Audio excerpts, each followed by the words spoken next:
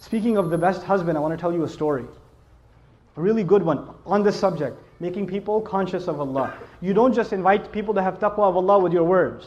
Your character says a lot.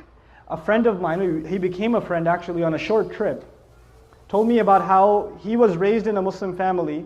He's Guyanese origin, and in Guyana there's Muslims that are committed, and there's Muslims that have mixed their religion with Hinduism, and some Muslims that are just Muslim by name, and they've completely almost lost everything of the religion. They almost know nothing of the religion. And he was of the latter type. He almost knew nothing about the religion. So as he was growing up in New York, he almost completely just wasn't even practically Muslim. He used to, get into fights with his mother. He went to jail a couple of times. He was in gangs, all kinds of stuff. Later on in life, he decides he wants to, he's looking for God. And he knows at least by name he's Muslim. I think his name was Muhammad or something, right? By name he's Muslim, so he should look into what religion first? Islam. So he starts looking into Islam, starts going to the masjid, starts learning how to pray again, becomes more serious. At the time he was, he had married his girlfriend who was Christian or whatever. Right? He starts becoming more serious about the religion. And then his wife notices that he's praying. And the beer is gone from the fridge. And he's not going out with his drinking buddies. And he doesn't go to Atlantic City on the weekends. He's a different guy. Something's changed, And he doesn't say anything to her. Just on his own, he didn't yell at her, didn't tell her to, put a hijab on or whatever, lose all her friends. He didn't do any of that. He went to a scholar, and I make dua for the scholar that he went to. He didn't tell me his name, but he said, I went to my scholar, and I told him, look, I'm becoming more and more aware of Islam, but my wife, of course, is a Christian, and she's not even a practicing Christian. She's just kind of what I was before. She's exactly like I was before. How do I help her? He said, don't tell her a thing about Islam, just be the best husband you can be, and to do that, just study what kind of a husband the Prophet was. Just do that. Don't worry about what you need to tell her. Worry about being the best possible husband, and that is the sunnah of the Messenger. The Messenger would buy his wife gifts. The Messenger would joke with his wife. The Messenger would spend time with the mother of the believers. The Messenger would praise and compliment the mother of the believers. He would compliment them. You guys eat the first morsel of food in iftar, like,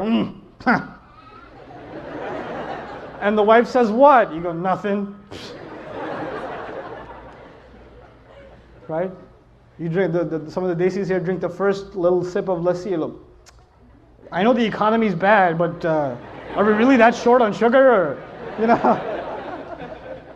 very painful for you to say a compliment, I understand. But it's a sunnah, guys.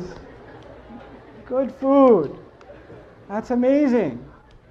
And our wives, the sisters are so used to hearing nasty things from us, that when we say nice things, they get freaked out. Like if the husband just says, you look really nice today. She goes, what do you want? She gets worried, like he's up to, we got to fix that.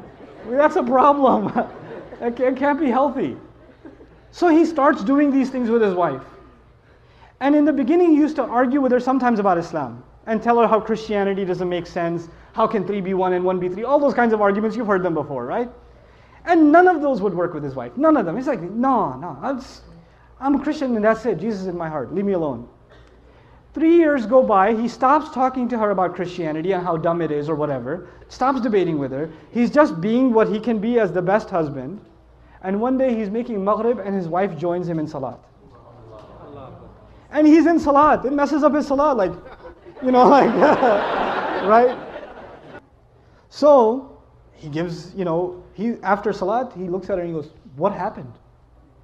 And she goes, what? Nothing. And he goes, no, you have to tell me what happened.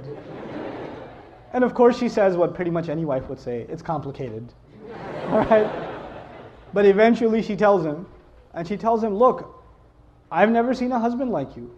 My dad wasn't like that. I've never seen a father like you. The way you are with our child, I've never seen a father be like that. It's so beautiful. This religion can't be wrong. It can't be wrong.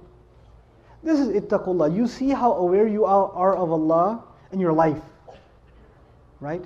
It's not how many ayat you've memorized, how many ahadith you know, how much knowledge you can spit out at someone, how many quotes from scholars you can deliver. It's not about that. How are you living your life? People can see that. You're calling people to the taqwa of Allah.